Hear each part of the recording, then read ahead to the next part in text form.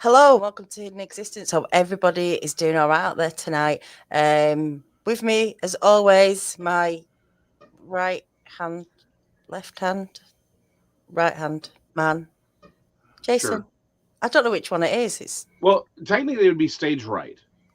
It's technically, yeah, but I'm just at Yeah, home now, and you're at I'm home. I'm just the sexy co-host. The That's what I sexy do. co-host. We I'm have a professional sexy co-host, is what I am. professional sexy co-host, Yeah. Jason. Welcome, and thank you for being here as always. Greetings and salutations. My glasses need cleaned or something. Oh, and joining us tonight, of Speaking course, of, yeah. Mr. Larry Batson. How you doing, Larry? Oh, I could be happier than a red-eared slider and a fish farm.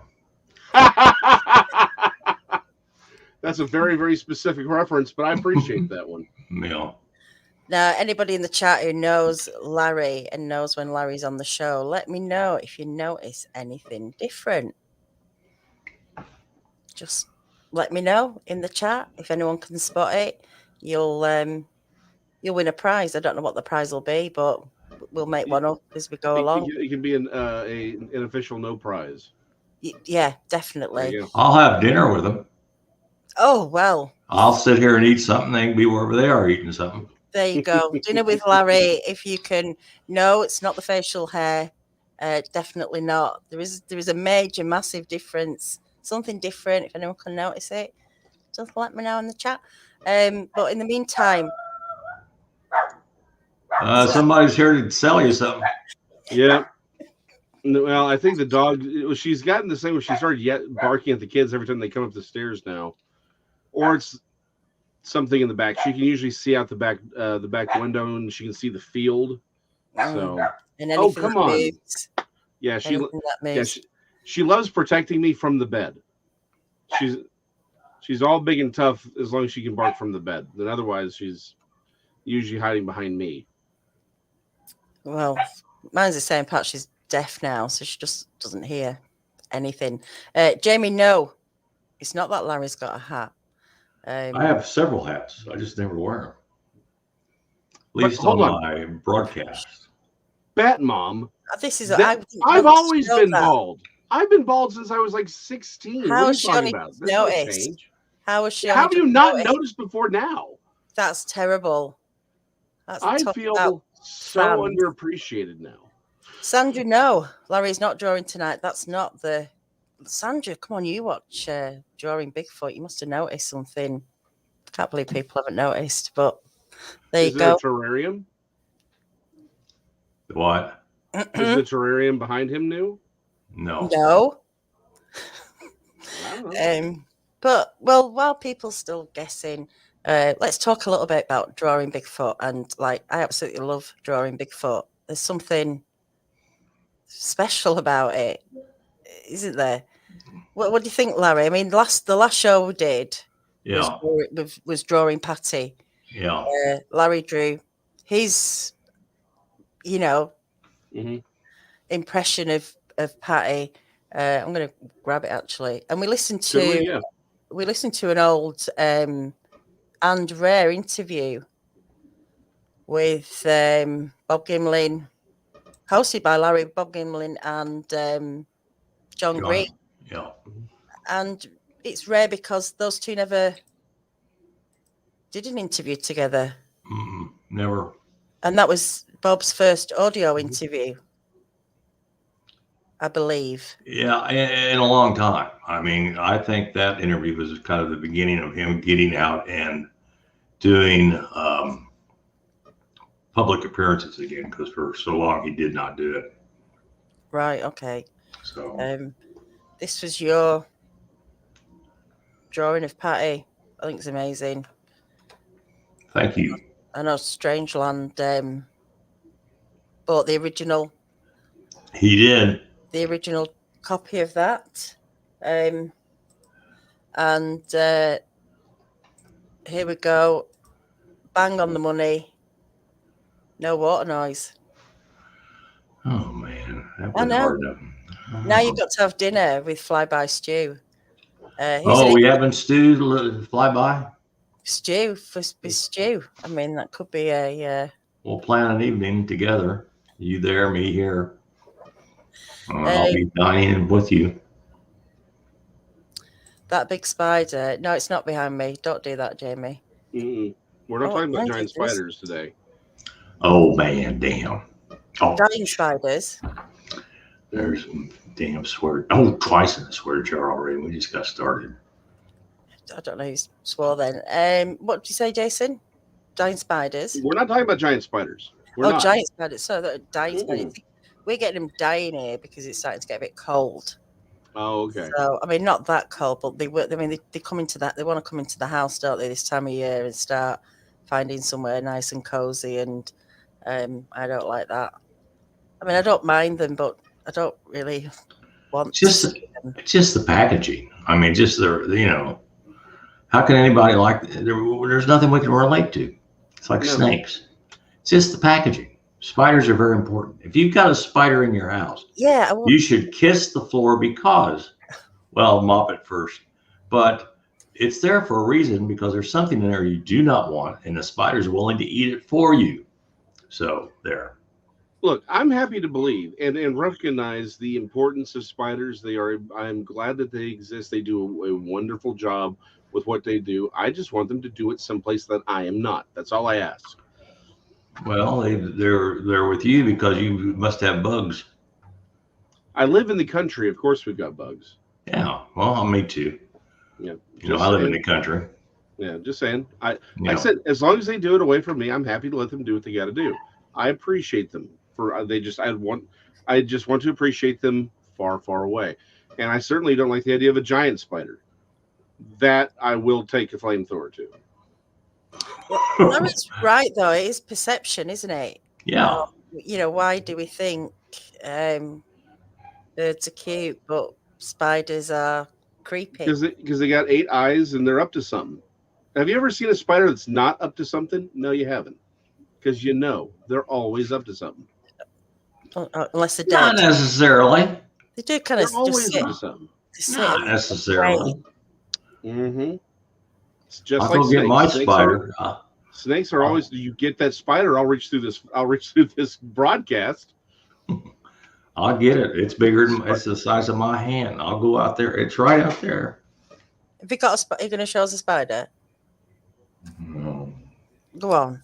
Yeah. Turn me off for a minute. Turn me off. I'll be back. I'll turn you off. Hang on. I can't take you turn yourself off. All right. Well, I can mute him, but I can't. Well, you can just drop him behind the curtain. Oh, there you go. Look at you, Mr. Technical. Yeah. Yeah. Mm-hmm. No spiders. Well, he's going to show us one, I'm afraid. They're all right, aren't they, when they're in the screen, on the other side of the screen, and you're just looking. No, they're not. No, you can't take that either. No. Some people as well struggle with moths and butterflies. I mean, moths are like little bullets, aren't they? When they feel like solid when they fly into you, but some people can't even look. I mean, I know someone who cannot look at a picture of a moth or a butterfly. I'm literally good with everything except for spiders. Okay, so just a little peek behind the curtain. I'm really not that afraid of spiders. I have gotten over it, but I do like to overact on it because it makes it more entertaining. Drama. However, I am terrified of spiders. No, they're always, seriously 8 eyes and they're up to something all the time. They're hairy. Tarantulas will shoot their butt hairs at you. No. Yeah. I can deal with scorpions. I can deal with butterflies, moths. I mean, you name it. It's the spiders. I'm out. That's fair enough. Blues in G Music. Figured I'd hang out here a while. Anyone mind? We don't mind. Do you mind, Jason? I don't. Not one bit. We don't mind at all. Moths leave that gold dust stuff behind them. How you doing, Joey? Well, so do. I mean, butterflies have got them on them, haven't it? That stuff. You're not supposed to touch them, are you? But moths do have a layer of. I don't know what that is. What is that stuff that's on moths? I don't know. I've honestly never looked at it. I saw a mention about pterosaurs, about some of the sightings being up here. I have noticed that. I don't know that they're up. I think people are willing to admit that they've seen them. I think that's the key point. With any cryptid, I don't think it's that any particular settings are up. It's just that people are more willing to have a conversation about it. Don't you do it, Larry. Larry? I was going to do it. I'm going to do it because I don't care. I'm Larry Batson, and I'm here to educate North America about. I'm going to put you on the full screen so we get the full. Oh heck!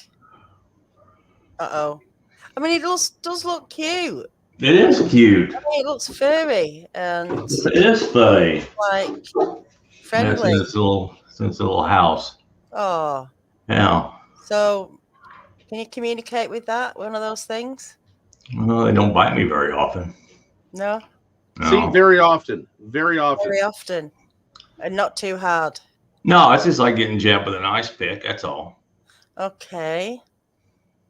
You see, I broke up with women for stabbing me with ice picks. I don't keep them as pets. I love them. Don't keep your women as pets. That's what he said. Sorry. I'm sorry. I was doing two things at once. I understood what was being said then. It was really exciting when I was getting the spider out of its terrarium. I will tell you. The wife's just had a moment. Oh, right. So, yeah. So how old is that? What is that? I have no idea. It's a pink-toed tarantula from Guatemala. Okay.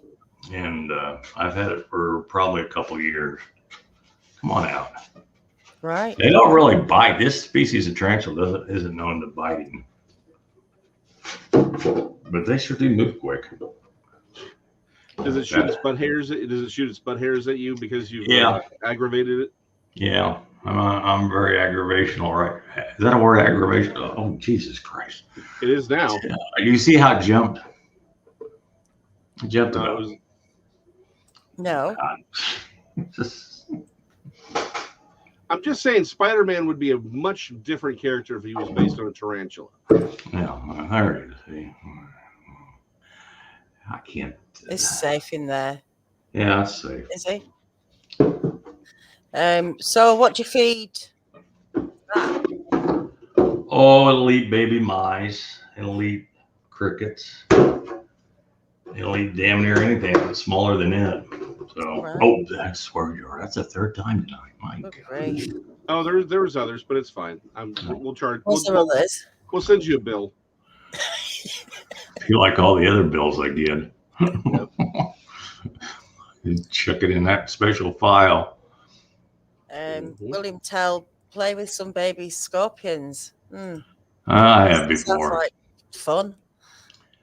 Well, you know, if you don't have anything else to do, it can be entertaining. I can honestly think of 1,000 things I could do before playing with baby scorpions. You know, in the Iraq War, that a lot of the soldiers kept scorpions as pets, and the medics were more busy tending to those stings than bullets. Really? Yeah. Okay, so I guess that's preferable, but still, why would you? I honestly don't understand scorpions as pets. Like, pets are things you can love and snuggle and play with. You can't play fetch with a scorpion or a tarantula. Like, go get it, Spiky. Like, it's not that tarantula or scorpion is and then bring it back to you. Like, it's a scorpion. Then you just sit there and look at them beating scorpions or tarantulas. That doesn't sound like a pet. It sounds more like you're inconveniencing them, perhaps kidnapping them, holding them hostage. Well, I don't know. It's we're not doing that with like goldfish and baby, fish are the same way. Hamsters and hold on, I play fetch with my fish. What? Oh, really? What about do you not take your fish for a walk? Exactly. I'm just saying, taking fish for a walk is complicated, but can be done. Do you ever take your scorpions for a walk? No, I've got a life. Highly doubtful, given your choice of pets. They're not pets. I consider them just acquaintances. Yeah. Okay. You know what I meant. Yeah. No, I keep them for educational reasons. You've got a good reason. Educational purposes, yeah. Yeah, I do programs with them and stuff, and So that's why I keep them. Plus, I enjoy them. I like observing them. I like tending to them. You know, I've got alligators, and I can't. Definitely are not pets. An 8-foot alligator. You can snuggle an You can snuggle an alligator. An 8-foot alligator. Well, It's an aggressive. It has a very tactile sense of love and appreciation that you don't get with other animals from time to time. It's an aggressive snuggle, but like my dog, they show love with their mouths. How many alligators have you raised, Jason? Oh, I'm not stupid enough to raise an alligator. Are you kidding? Those things will kill you. Okay, point made. But anyway. It's quite a pet, isn't it? Well, it's not a pet. Like no, because when I walk back there, they come running expecting something to eat, and if you don't have food, you get hurt. You're the one who gets eaten. Yes. Now. So what you feed? Sorry. What do you feed alligators then? Oh, we feed them chicken leg quarters and fish and beef and deer meat, that sort of thing. Right. Yeah, they'll eat anything. I mean. How do you take it? Have you ever taken an alligator to do a wildlife presentation? Oh yeah, but not. My max is about 5-foot ones. Bigger than that, they're just. It's just silly. Yeah. You're asking for trouble. I get beat up enough by the 5-foot ones, let alone the bigger than that. So, but how old will an alligator live for? I live forever. I mean, I'm going to have these alligators. They have 50, 60 years. Wow. Oh, yeah. That's why my relatives don't have anything to do with me, because they're afraid. They're afraid when I pass on that, what's he going to leave me? A bunch of damn alligators? Oh, there goes that damn swerve. Oh, twice. So, speaking of the damn alligators, the baby ones, I find they are adorable. Like the baby gators, I've held them. I think they're adorable. They aren't nearly as dangerous as something that's as long as 8 feet. But yeah, I mean, alligators will live forever. So I got actually, I do have a question though. And this may be out of your realm of expertise, but let me know. Probably not. The Deinosuchus, the giant alligators and crocodiles that used to roam the earth. Do you think they were necessarily a different species, or were they simply longer lived? Back well, they're absolutely. Our alligators are descendants of the prehistoric alligators, and we don't have enough of the prehistoric alligators to determine what species they were and that sort of thing. We've got a few bones. Scientists will come up with a name, but they're definitely our alligators are descendants of those. Everything's smaller. Look at the sloth. In prehistoric times, they had the giant sloth. They had the saber-toothed tiger. The saber-toothed tiger, which was much larger than the tigers and lions of this day and age. Yep. Because this planet could subsist such a thing. Now it couldn't. I mean, it's having trouble for elephants living on this planet. So, and here are scientists trying to resurrect the mammoth. Mm-hmm. What zoo's going to be able to maintain that, and where could we? What are they going to do if they do have success cloning these? I mean, they were here for a reason, and they left for a reason. We just aren't smart enough to figure all this out.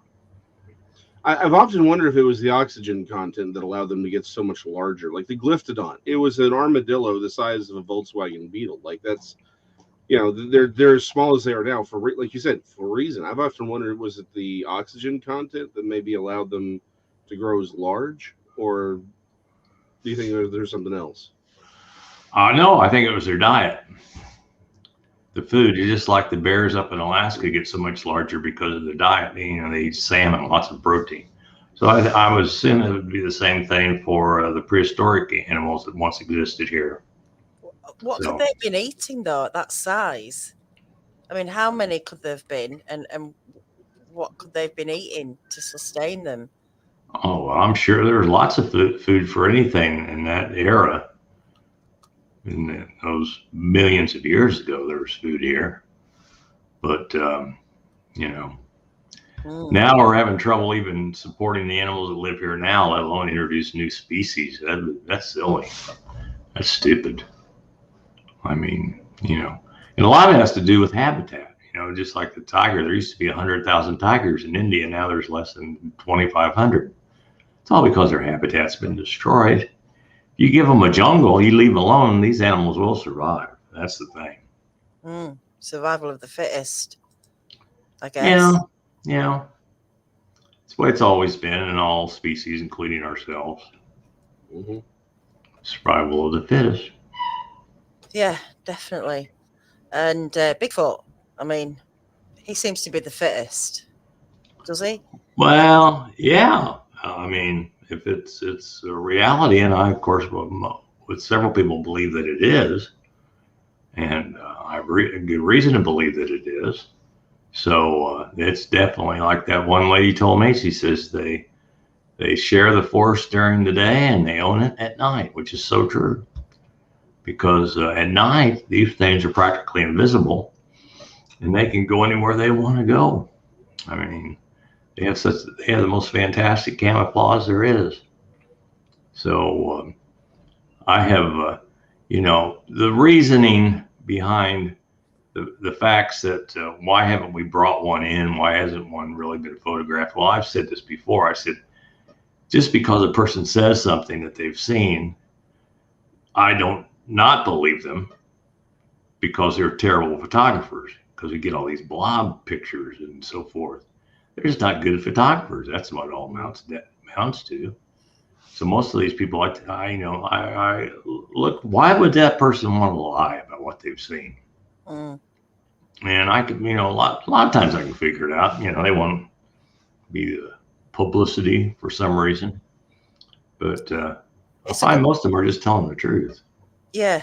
It's a good point as well about the pictures, the photos, the blobs.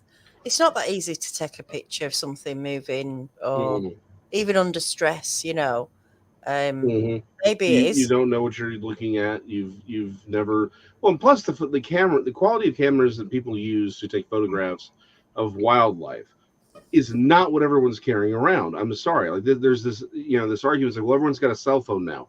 You're right, but this cell phone is not taking a clear image at something that's 100 yards off. No. This thing is made to do two types of things: selfies, which is like, again, an arm's length away, or really nice pictures of large landscapes. That is a completely different thing from having a single object. Yeah, that's 100 yards off. You're not taking that photograph. That's not going to be good. I mean, that's the problem. It's time, it's speed, it's adrenaline, and it's the fact that you're not carrying a $10,000 camera. Nope, that's it. That's it completely. So, the chances of us, there's a lot of animals that we know exist on this planet that there are not good photographs of. Sumatran tiger. Yeah. Not great photographs of those. We remember the, what was that called? One with the stripes, the wolf from Tasmania.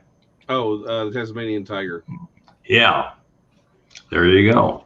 Well, and the Borneo rhino, they thought that thing had been extinct for 100 years. One guy goes out and spends like 3 months in the jungle with 13 cameras. They get 30 seconds of footage of this thing walking up on the camera and licking it and leaving. Yeah, that's it. I know. And absolutely. Hold on, I've got to go. I've got to leave for just a moment. I've got a baboon that I have to give a bottle to. No problem. We'll see you. It's not happy. I'll be right back. Yeah, no problem at all. Oh, so you're learning something new every day. Bottle feeding a baboon. Well, we're assuming he's bottle feeding a baboon. Maybe the baboon has an alcohol problem. We never know. And he's limiting it's what he can drink. Larry did send me a picture before, and I think this is quite an old one, but I think it's one of his little cats. I wonder if he has to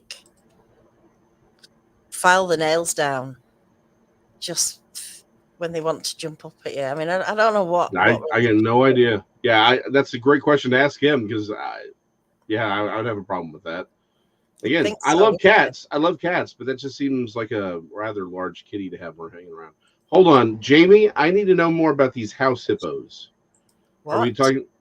Oh, it says here in Canada we have house hippos. I need to know. Are we talking about the people we find at Walmart or do we mean actual hippopotami? House hippos, Canada. I Mhm. mean, this is oh, they're not. Oh, they're cute. Are they real? They must be. I don't know. They're tiny. They're like tiny little hippos. Well, they can't be. I mean, are there dwarf hippos? Holy crap, that's adorable. Oh, Are they? Oh, hold on. Are they maybe like not actually hippopotami, but like there's? Well, I know what a baby hippopotamus looks like. well, Are they what? some? Are they some kind of like rodent that looks like a hippo? A rodent? You think that's a rodent? Well, no, that's a hippopotamus. That's a baby hippopotamus. What? Here you go. This is the house. Well, that's not real. Jamie, what are you? Oh, look at that one. He's just sitting waiting for his owner to come home. Oh, Yeah, I don't think they're real, longingly. are they? I think Jamie's just winding us up, and he did. Yeah. Got us there. Pygmy hippos are real. Well, that's what I'm saying. I know that they're real, but I didn't think you could Is that like have them pygmy? as a pet. No. Is that a pygmy hippo, though? I need to look now. Pygmy hippo. I think they're a bit bigger, aren't they? than Yeah, your the average? pygmy hippos are smaller than a normal hippopotami, but I think they're quite large by comparisons. Again, it's sort of like the whole thing, like the teacup pig, pigs. Apparently, what happens is they only, because I have a friend who had one, they stay small for like a lot longer, but then they do eventually grow and they mature into, the size of a normal hog. That's a baby pygmy.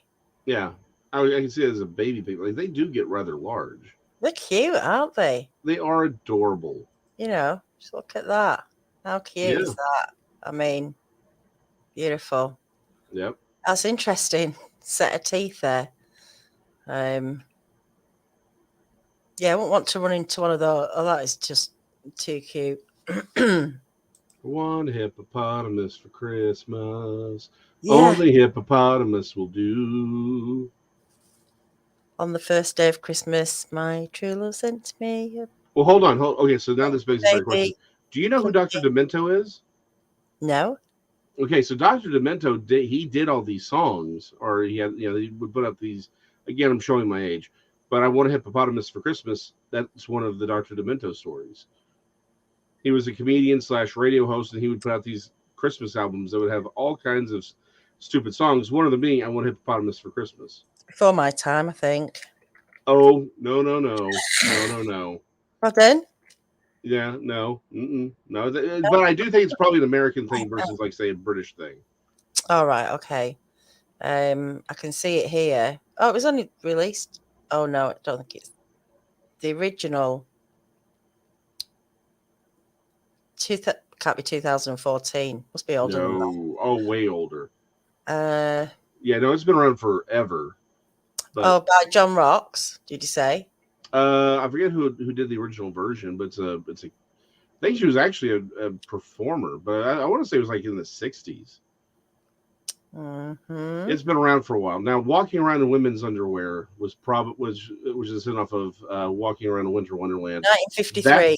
I thought, yeah, I Want a Hippopotamus for Christmas was I thought it was older than the 60s. Right, 1953 is before my time. But then, but it's been around forever. Okay. It's not like, but I again, because back to probably an American thing, not a British thing. Don't get upset about it.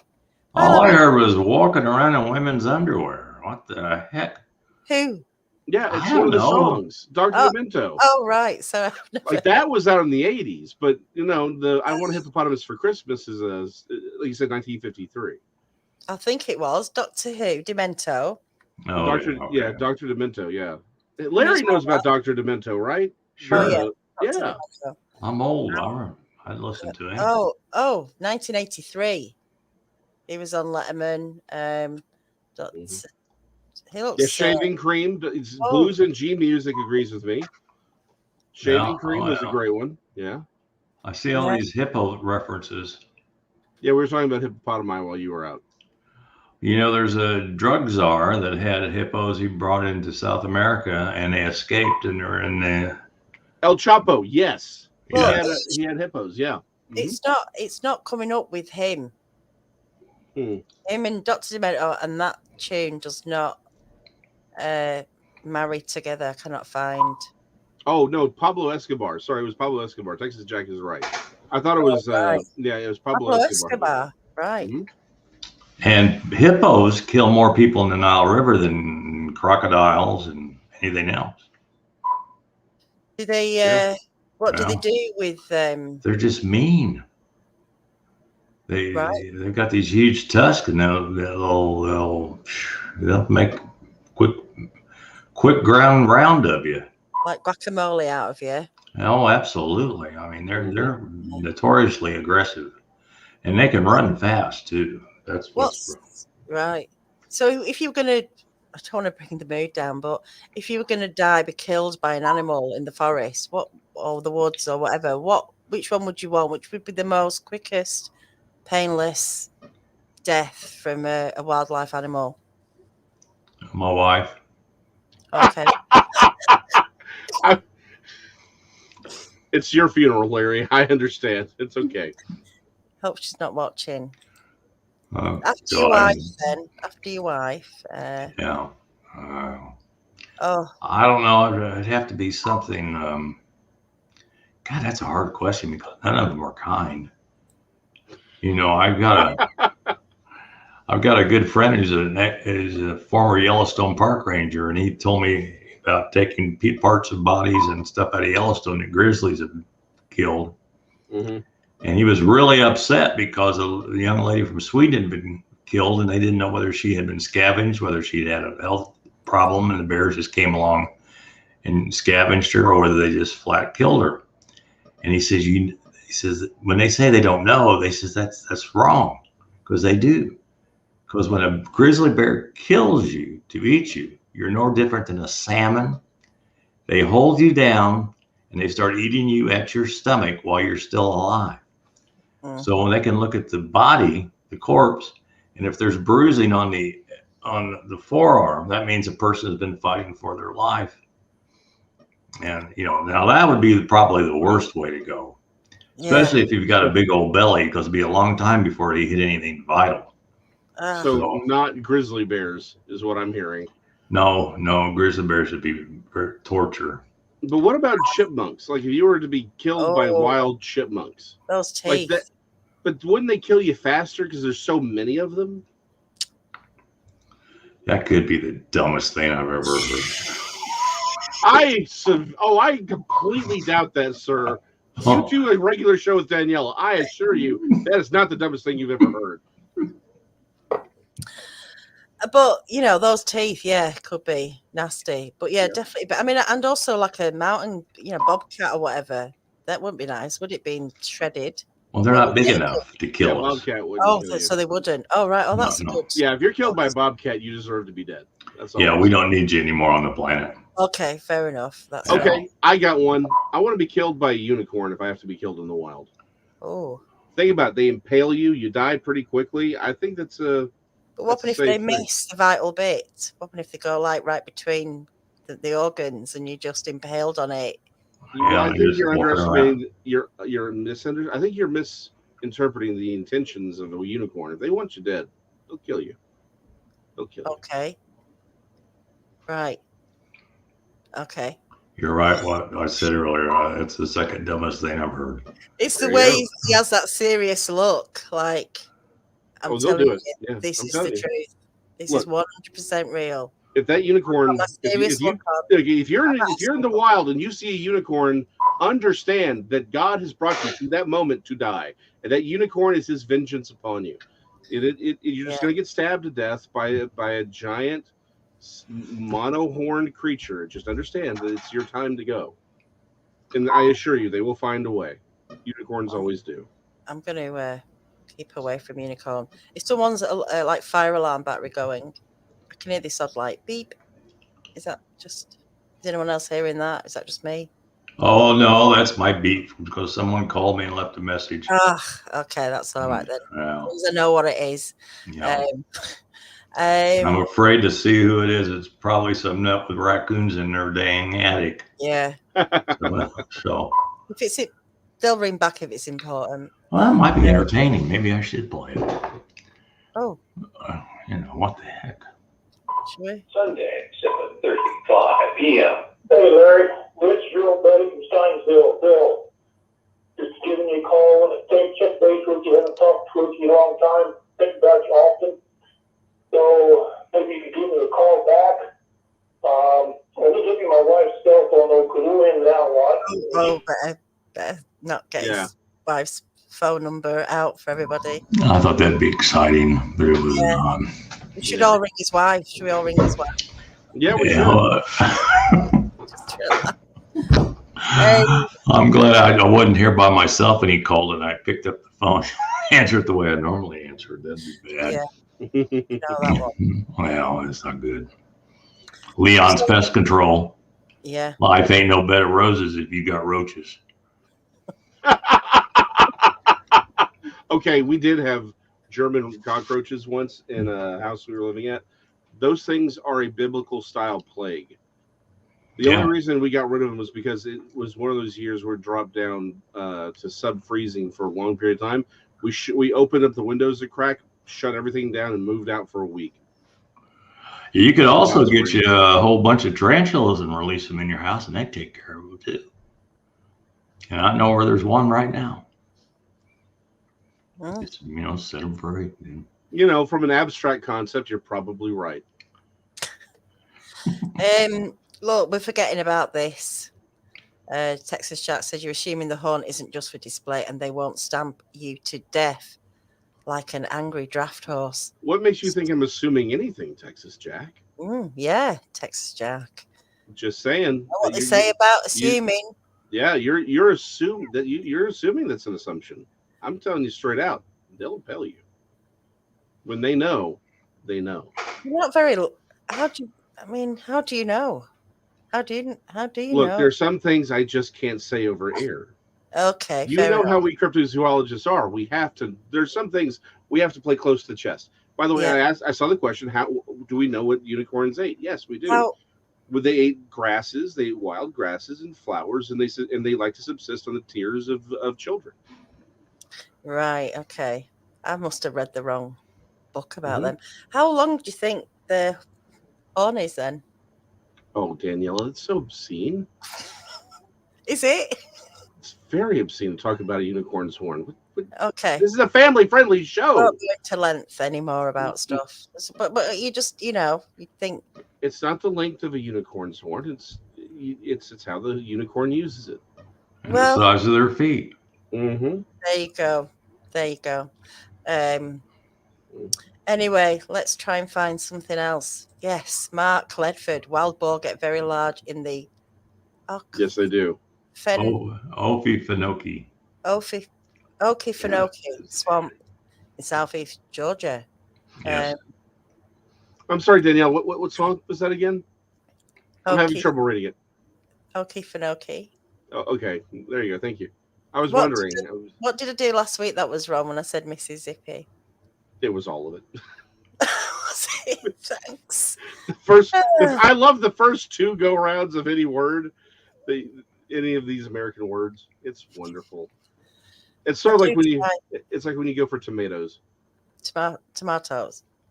Whatever. Who's right in the chat? Let me know. It's tomatoes, isn't it? Tomato. It's. I'm just going to let you get away with it because it's pointless trying to. It's not the length of the pencil; it's how you write your name. There you go. You go. And Zoe's right. It's about the girth of that horn. Exactly. It's not really the length. Yeah. That's what's going to take you out, I reckon. Because I reckon, well, I mean, I don't know. Obviously. I do. We just have to take your word for it. So, did we get round to what would be the easiest death from an animal? Is it probably a snake bite, or would that cause a lot of pain? That probably cause pain, wouldn't it? Yes. Oh yeah. Right. Torturous. Okay, forget snake bite. So we're down on grizzly bears. We're down on snakes, and no one really believes me with the unicorn thing, which is shocking and hurting to me. So what's left? Beaten to death by deer.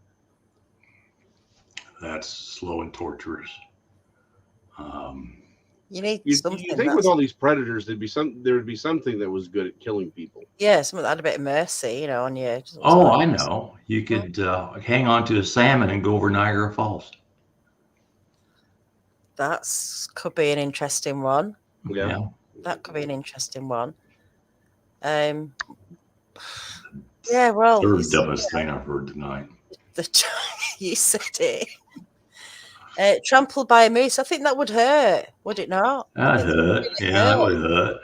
What if it didn't get to the main bits and you just feel, you know, you're not getting knocked out, feeling all the pain? Mountain lion, no. I've been attacked by mountain lions. It is just pain from the very beginning. I guess anything underwater, you wouldn't feel it necessarily too much. I mean, I've cut myself on coral and stuff, and you don't notice it till you get out the water. I wonder if having your leg bitten off would feel the same. Water seems to numb things, doesn't it? But yeah, I think you'd know there was a shark. I think the shock of a shark biting you would be enough to. I'm with you, Joey. What does he say? What about being trampled by manatee? So you have that whole your water thing, and then they just it's a stampede of manatee. Stampeded in the water. Coming up with some really good suggestions tonight, Jason. I don't know what happened. Yeah, I think the show's gone to a low of depravity, according to Joey. It's a gutter of depravity. Yeah. What's Joey? Yeah. Oh dear. Are we not making him happy? Oh, hold on. Arapaima. Hold on. Eaten by a fish? Yeah, an arapaima. Okay, so there you go. You get beaten to death by an arapaima. They're powerful. You'll die in a few smacks. They'll beat you around with their tails, and you'll probably die of you'll be knocked out probably long before, and you can probably drown peacefully. There you go. Arapaima is the best way to die. Just before we started this show, I said, let's talk about eels. And Larry said, don't know anything about eels. And look, it's come on full circle. Ruger Ridge coming full circle with the electric eel. Eel, zoom, you're out, gone. No, they don't work that way. I've been zapped by them before. It just hurts like a son of a gun. It's not deadly. Right. Yeah. It just, God bless America. Oh. So Zoe says there was a lady trampled by a moose in Sweden. I didn't realize there were moose in Sweden. Right. Yep. There are. Yeah. It was a mess, I would imagine. Yeah. It's got to be a mess. Doesn't look like there's anything. There's no nice way to go. Well, just no nice way to go in the wild. I remember my good friend Jim Fowler from the old television program Wild Kingdom. They were filming in South America, and one of the guys on the crew they had to send back to the States because every night, for some reason, a vampire bat would come in and have a little taste of him and him only. Oh. And he started getting kind of peaked. So they sent him home. So that might be not a bad way to. I mean, you're sleeping. He was sleeping when it was eating, drinking, or whatever. But yeah, that's. Yeah. Now this actually probably makes more sense. Backhand of a Sasquatch. Just knock you right out. Yeah, that would be probably pretty stepped on by. Here's elephants don't step on you. What they do, Gary, is they do headstands on you. That's how they kill you. Oh, right. Yeah. What do you mean? They absolutely do a headstand on you. Do that, right? Yeah. Right. Yeah. They use their head to drive you into the ground. Jeez. The concrete or whatever it is. Yeah. So, that's probably pretty quick. It'd be, the cracking of bones would be uncomfortable. I imagine it would. Yeah. Yeah. Okay, so hold on. Now that we know that the giant ground sloth was an omnivore, perhaps being attacked and mangled by a giant ground sloth wouldn't be as painful. They still had those long claws, right? So maybe they do a faster job of it. Just saying. Yeah, just take them longer. Yeah. What about boa constrictor? Well, you just not being able to breathe. What about they don't eat you, do they? What's the ones that eat you? Well, there's a lot of debate on that. I mean, the pythons are the biggest. Boa constrictors don't get big enough to eat you, but reticulated pythons, anacondas, they do. And basically, what they do is they just wrap around you, and every time you take a breath, they just squeeze tighter and tighter until you can't exhale. And then they keep squeezing until they feel your heart stop beating, your lungs stop moving. And then hopefully, but see, the reason they don't eat people is they have trouble getting over their shoulders because their jaws can actually come apart. But the shoulders are an obstacle for them. Not unless you live in the Philippines and you're a little yellow fella. And I ran into people that were in Vietnam during the war, and they talked about running into areas where they'd see a big snake that had one of those Viet Cong and proceeded to trying to swallow him down. So, God, this is disgusting conversation tonight. I know Komodo dragons will kill children and eat them. Well, basically how they kill people is they just bite you. Yeah. And then you just run, and they just follow you and wait for you the infection to take over. And that's how they kill their prey. And then when you go down, him and a bunch of buddies will come and finish you up pretty quick. Yep. It's I know it's like the worst thing you can talk about, but it's interesting, isn't it? Just the way you can go. Either just sat at home in the chair watching telly one night and you're off your pop, or you're out in the woods and you get trampled or something by something. Or you hear a knock on the door and it's a cow, and you're just like, I knew this time was coming. Yeah, this is it. The end. Land shark. Yep. This Gary Johnson is brilliant. Yeah. Yeah, he says, like Larry doing a regular podcast with Hidden Existence. Oh. That's a swallowed by a whale. Swallowed by a whale. That's good. Yeah. Swallowed by a whale. Well, Jim, go ahead. Well, we heard there was a guy recently who was swallowed by a whale. Can't remember his name, but he was swallowed and spat out. What happened to him? He got spat out. Spat out? Oh, okay. That was one. Spat out. No. That sounds uncomfortable. I don't think it could eat him. I think it, tried, and it's apparently it got it caught on his thing on the back. I know that there are certain baleen whales that can't swallow a human because their esophagus is too small. But who knows? I can't imagine being swallowed by a whale in any capacity as a pleasant experience. No. Well, somebody moving. Is your tarantula rearranging your furniture for you, Larry? I think the wife's taking out the furniture and leaving me. Oh. I got the baboon. You can have the tarantula. Oh God! Well, there's a lot more to deal with than that. Jim Fowler used to talk about when they do Wild Kingdom in Africa, they'd have to build thorn bush fences around their camp so the hyenas wouldn't come in and drag them out of their tents at night. Wow. Yeah, and that'd be a pretty miserable way to go because they have the strongest jaws of any land mammal. Yeah. We had one. We gave it a bowling ball to play with, and it chewed it up into pieces the size of a quarter. Really? I often think about, when you guys go out camping in the woods out there in America, and how can you, sleep in a tent? Is there a difference? Is it safer to sleep in a hammock or in a tent? And how come no bear ever comes across people in a tent? Or they do. They do, yeah. Oh, yeah. Yeah, the glacier had a terrible incident years ago where 3 or 4 women were killed. Mm-hmm. Just. Oh, right. I find I sleep in a tent because I use the analogy that I can't predict the future. So if I think I'm going to get hit by a bear during my sleep, it'll never happen. So, I just sleep in a tent.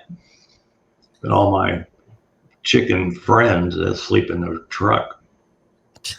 Personally, I enjoy the outdoor ambiance. What about in a hammock though? When you tied up to 2 trees and you could get like snakes coming down the tree or spiders and stuff. What I mean, Ugh, how do you? no. No, this is it. I'm sure. That's why you don't bring food into a tent. Yeah, it's a good idea. Yeah, you don't want to do that. Well, we went fishing up in Ontario one time, and we basically took the Native American lifestyle. And every day after we go fishing, we take the fish that we had cleaned, and we'd hang them from the trees and do Indian dances around them, praising the fish gods for allowing us to catch the fish. And one night the bears visited, and they pretty much destroyed everything. Right. Yeah. So don't do that. Don't hang fish from a tree and do Native American dances around it, praising the fish god. I'll remember that. Main thing to remember is when you go on these kind of trips, don't take beer with you. Yeah. Because that's a problem. That presents the problem. Yeah. Because bears are notorious alcoholics, and you don't want to be between them and a can of booze. Is all we're saying. Yeah. William Tell says we cooked in the tent that night. It had been raining for weeks, and a bear came right up to the tent. Oh yeah. Yeah. Oh yeah. And what do you do? Just shout? Bears are afraid of them too much. Ruger, very brave. I mean, I just, I don't even like little ants crawling over me and stuff like that. I mean, I'm tough, but not with little things. There's no one is ants are crawling on me tough. That's all I'm saying. No ants are crawling on me tough. Yeah. No. I'm not going to comment. Yeah. No. Okay, that's fair enough. I just saw William Tell's comment. What did he put? Yeah, okay. I ain't saying it. Well, it could be right. Do you think? Well, let's not bother. Thanks, William Tell. But yeah, I agree. I'm sure that could attract something. You just never know. Oh my God, going downhill quick this show. Well, that's what Larry does. He comes on, he drags us all down because this was going to be a very educational show with high content. We were going to discuss some of the finer points of life, and then Larry's like, "Would you like to see my tarantula?" And then it's all gone. Larry, I blame you entirely. Yeah. Yeah, I accept that blame. Ask me if I care. That was easy. Oh yeah, no, we knew it wasn't. Yeah. I was looking at Zoe. You know what, Zoe? We may do an episode like that for you. I just have no idea what a skazgrid is. Though. Skazgra? Knacking. What's a knacking? I don't know. Knacking. They lure people into the woods and water. There's a lot of pretty art of them. Oh, are you gonna have a look? I will have a look. I'll look into it. Now, as far as if the knacking has anything to do with, there's the water horses that you find in and around Scotland. I mean, that could be a thing. But I'll look these up. How's that? Whereabouts are you from, Zoe? Is that like Norway or somewhere around there with those little things on your letters? Sounds like Norway or Sweden. Gene Hudson says, did you all just see Jason's nose grow? She's very observant, isn't she, our Jean? Jean, don't rat me out here. Right, Jason, we're almost coming to the end. Almost. We've still got 7 minutes. But what have you got going on Trinity Power and your own channels this week? That's a great question. I haven't actually talked to Tex about what we're doing tomorrow, but I do think we will have some breakdowns of Brown Springs. We were just out there. Nothing too major happened, but I'll let him talk about it. We had Tippa TV and Mark Newble out there. It was a lot of fun. There were some interesting things that happened, so I'll let him talk about that. This Thursday is we're sort of breaking down how to actually read the Book of Revelation, as far as how to read it, because there's a lot of confusion as to its chronology. But then after that, we're going to be off at the Jefferson Conference this weekend, so we may be dropping in, doing videos, updates, things like that. Oh, sounds cool. And you, Larry, we're going to be on Hidden Existence. No, we're not. We're going to be on Bigfoot Odyssey on Tuesday, Yes. doing another Drawing Bigfoot, Yes. which I'm looking forward to. So, guys. Oh, sorry, I didn't see a question. I forgot to mention. Rob is doing fine. Rob from Trinity, he does Brunch with Bigfoot with Tex. He is improving. He did have COVID. He got a bad case of it, but he is recovering. He says his back and his lungs are sore, but other than that, he seems to be on the mend. So he's doing well. Good. That's good. So thoughts out to Rob. Actually, I did message him last week, and he seemed to be coming over the other side of it, or getting there. So that's good. Guys, just going to remind you again that Kerry is going to be on the No Such Thing podcast in about 20 minutes. I'll just put a link in the description. I think it's going to be a good one. And I like Cornell. I think he's got a nice little channel going there with his little podcast that he's doing. So go and check that out after the show here. If you want to, just even go and give him a thumbs up and show a bit of support to the channels. Guys, thank you so much for tonight. I've really enjoyed talking about how Death. to die in the wild. Dying. Yeah, In dying in the wild. Dying with Mother Nature. Dying with Mother Nature. Yes. Maybe you could eat something that would... arsenic. More mushrooms. Wild toadstools. You mentioned, you said very specifically what creature would you like to have kill you in the woods? Now, I mean, if we're talking about ways you can die in the forest, eating mushrooms and hallucinating myself to death would probably be up there. Jump off a cliff. Jumping off a cliff. Freezing to death. That's not so bad. You're a little... there you go. You fall asleep. Like you just drift off into dreamland and then you just don't wake up. Yeah. So go somewhere cold, in cold woods, in the snow, if you're going to do it. Not that you're going to do it, but that would be the best. But look, let's not talk about it anymore.